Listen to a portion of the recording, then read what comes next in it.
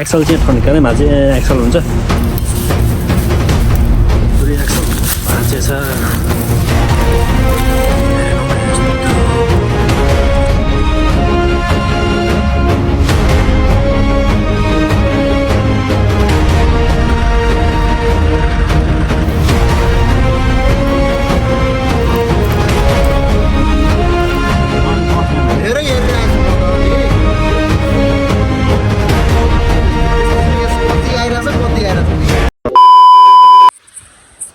नमस्ते तपाईहरुलाई मेरो भिडियोमा स्वागत छ। सबैजना सन्चै आराम हुनुहुन्छ होला। म पनि एकदम सन्चै आरामै छु। अनि आज चाहिँ हामी टक्क गाडी सारी लोड गर्न आएको। गाडी लोड गरेर चाहिँ मास्तिर फर्किने थियौँ। बीच बाटोमै गाडी त्यो नतानेर एक्सल ठन्कानै भाँचिदिहाल्यो। अब हामी चाहिँ गाडी सारी बनाउनु पर्ने हुन्छ। टक्कला गाडी चाहिँ त्यहाँ त्यो एक्सल भाँचेर त केटाहरू बसिरहेको छ। टक्क मिस्त्री ल्याएर एक्सल फेरेर अनि सामान अनलोड गरेर अनि जानुपर्ने हुन्छ। हाम्रो गाडी चाहिँ एक्सल भाँचेर ठाडो कलम नतानेर एक्सल भाँचिहाल्यो। एक्सल भाँचेपछि चलाउने कुरो आउँदैन। केटाहरू चाहिँ यता छन् गाडीलाई नतानेर एक्सल हालेर गाडी बिग्रेर केटाहरू त्यहाँ बसिरहेको छ नि टक्क लाएर। गाडीको एक्सल चाहिँ ठन्कानै भाँचे एक्सल हुन्छ। टक्क एकैचोटि एक्सल दुइटै एक्सल कराएको थियो। यहाँ अब उता हालिरहेको छ गाडी। यहाँको नि माडो साडो सब झरे एक्सल भाँच्यो होला। त्यही भएर गाडी यस्तो गाडीमा आएर बसिरहेको छ। अब यहाँबाट सिधै तलतिर लग्यो भने यस्तो ठाडो ओह्रालो छ। हाम्रो गाडी त्यहाँ छ। ओह्रालोमा फेरि ब्रेकअप पनि धान्दैन। त्यो अब मिस्त्री सिस्त्री बोलाएर अनि बनाएर अनि लानु पनि हुन्छ। मेरो गाडी पनि ओलाइरहेको छु। अब गाडी सारी अलिक माथि ल्याउनु फेरि अर्को दाइको गाडी आउँदैछ। फेरि उकालोमा पर्छ भनेर मेरो गाडी चाहिँ अलिक माथि लिएर आउँछु म। अब बाटो बन्द गरिदिहाल्यो केटाहरू गाडी बिग्रेर।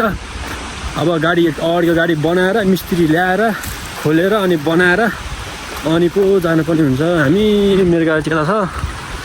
मेरो गाडी अब त्यहाँ बसिरहेको छ। हिजो यहाँ हेर्नु यहाँ झन्डै यहाँबाट गाडी यहाँ रोकेर उता उठाएको। यहाँबाट छेउछेउ गएर झन्डै गाडी उसले खस्यो नि यहाँ। अब बिचमा दाइ आउँदै भयो तलबाट गाडी अलिक माथि लगिरहेको छु म। फेरि उसको गाडी यहाँ तल पर्छ। उताको गाडी मेरो यहाँ छ। गाडी फेरि यस्तो छ क्या मेरो गाडी पुरै खतम छ। बाटो यस्तो छ। यहाँ तल खोला किनभने गाडी त्यहाँ छ। गाडी स्टार्ट हाल्नुपर्ने हुन्छ। क्लच थिच्ने एक गियर हान्ने अनि स्टार्ट गर्नुपर्ने हुन्छ।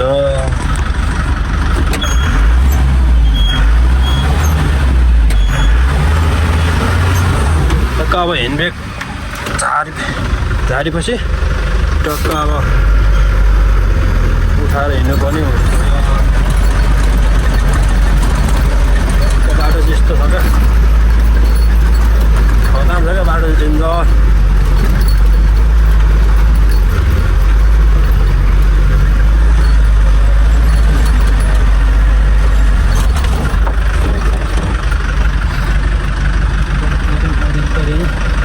ह्यान्ड ब्रेक खाएर स्टार बन्द गरेर जानु पनि हुन्छ। केटाहरू चाहिँ त्यहाँ माथि छ आउनुपर्ने हुन्छ। अलिक माथि आइपुगेछ। पुरो उता हालिराख्नु पऱ्यो। ओह्रालोमा फेरि यसलाई गाडी राख्नु मिल्दैन नि त यतिकै। गाडी बग्यो भने फेरि अर्को तनाव हुन्छ मलाई। टक्कै यो लाएर यहाँ राख्नु पऱ्यो।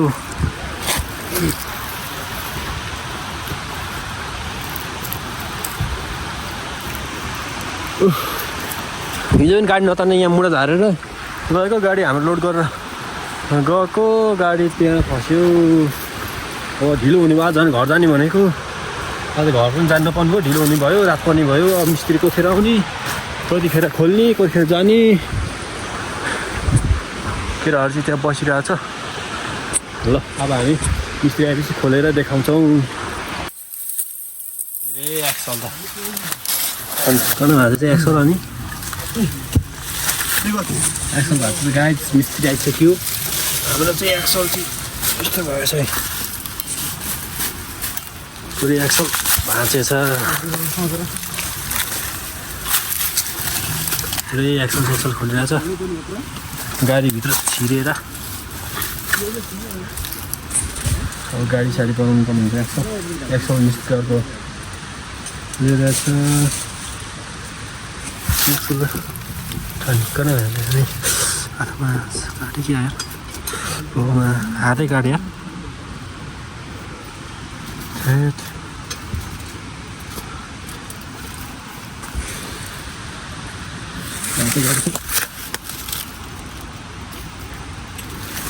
हात काट्यो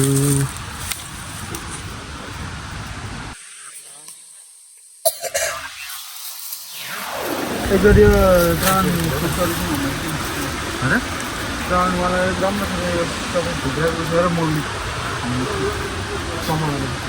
त्यसो त अनि त्यही कारखानामा हुन्छ यहाँ त उठाउँछ त्यही त भनेको यहाँ कारखाना हो यो यहाँ गाइज हामीले चाहिँ क्राउन साउन्ड खोलिसक्यौँ होइन हेलो भनिदेऊ न ब्लगमा ल हेलो मिस्त्रीले हेलो गर्दै ल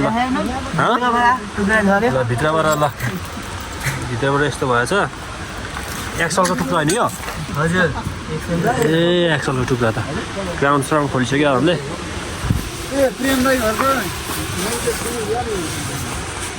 गाइज हामी चाहिँ अब क्राउन साउन्ड फिट गर्नुपर्ने हुन्छ केटाहरू यहाँनिर त सबिन भाइ भोकेले प्याक परिरहेको छ क्राउन खोलेको थियो क्राउन साउन्ड फिट गरेर टक्क जानुपर्ने हुन्छ गाडी बन्दैछ हाम्रो चाहिँ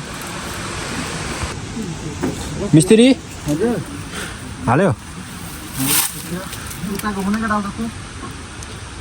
एक्सल ठन्कै भन्छ यार बिजोग भयो राति भइसक्यो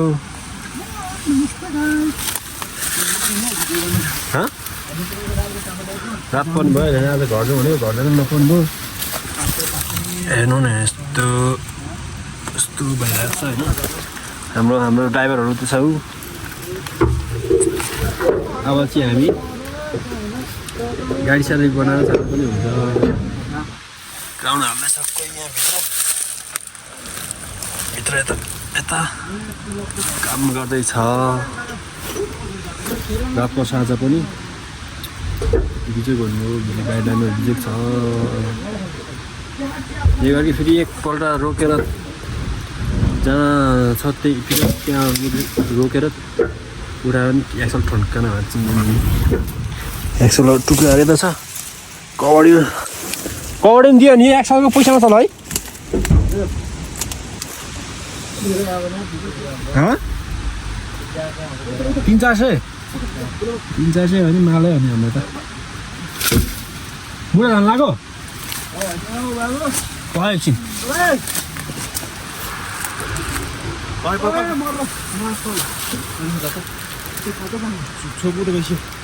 झार गाडीले नतानेर मोड झार्दै हो साबी त्यसको भ्लग बनाउनु पर्ने भ्लग हाम्रो सबै भाइ चाहिँ मुढा झार्दैछ गाडीले नतानेर मार्छ हाम्रो गाडी पनि बन्दैछ अब बनाएर जानुपर्ने हुन्छ धेरै ढिलो भइसक्यो यस्तो भएको छ गाडी चाहिँ ब्लक कलर अब हामी चाहिँ गाडी साडी बनाएर जानुपर्ने हुन्छ यहाँ आइपुग्यो गाडी यति थियो उकालो ठ्याक्क नचरेर गाडी चढेन नचरेर एकपल्ट रोकेर उठाउनु खोजेको एक्सल भ्याटे गइहाल्यो एउटा गाडी चलाउनै मिल्दैन त्यो गाडी चाहिँ आजको लागि यति नै हो नेक्स्ट भ्लग आउनेछौँ हामी सबैजना लाइक सेयर सब्सक्राइब गरिदिनु होला बाई बाई गाइज